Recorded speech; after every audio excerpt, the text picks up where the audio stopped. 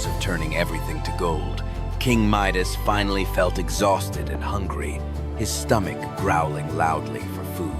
He sat down at the grand dining table, where servants had prepared a magnificent feast of roasted meats and fresh fruits. With eager hands, the king reached for a juicy red apple, but the moment his fingers touched it, the fruit turned solid gold. Confused and worried, Midas tried the bread instead, yet it too transformed into a hard golden lump the instant he grabbed it.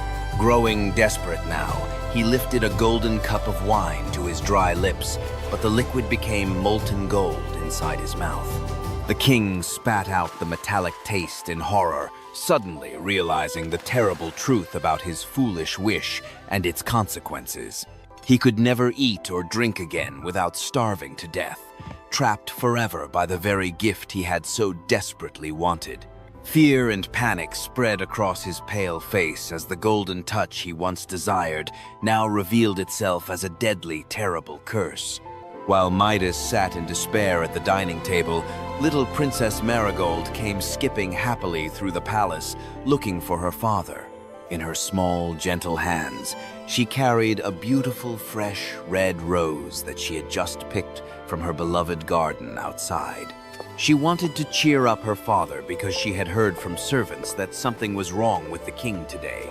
When Marigold saw her father looking so sad and frightened, her innocent heart filled with worry and deep concern for him. Midas looked up and saw his daughter approaching with the rose, and suddenly his blood ran cold with absolute terror. He raised his golden hands and shouted desperately for her to stop and stay away, his voice filled with panic and fear. But sweet little Marigold did not understand the danger at all, seeing only her beloved father who seemed to need comfort. Before Midas could move away or escape, his loving daughter ran straight into his arms for a warm and tender embrace. The moment Princess Marigold touched her father, a wave of golden light spread instantly across her small, innocent body. Her soft, warm skin turned cold and hard. Her flowing hair became frozen metal strands. Her bright eyes lost all their life. In just one single heartbeat, the cheerful, loving princess transformed completely into a lifeless, solid golden statue forever. The red rose in her hand also turned to gold, its delicate beauty frozen eternally in cold, hard metal petals without life. King Midas stared at the golden statue that was once his precious daughter, his mind unable to accept this horrible truth. A scream of pure agony tore from his throat as he collapsed to his knees before the statue, his heart shattering into pieces.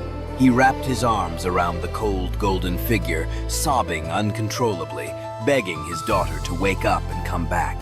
But the statue remained silent and still, and Midas finally understood that his greed had destroyed the only treasure that truly mattered.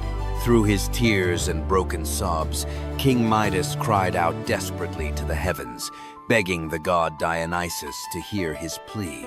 He would give up all the gold in the entire world just to hold his warm living daughter in his arms one more time. The air shimmered with divine light once again, and the god Dionysus appeared before the weeping, broken king with knowing eyes. Midas crawled forward on his knees and grabbed the edge of the god's robe, pleading desperately for mercy and forgiveness. He confessed that he had been a greedy fool who valued gold more than love, and now he understood his terrible mistake. Dionysus looked down at the humbled king with compassion in his ancient wise eyes, seeing the genuine sorrow in his broken heart.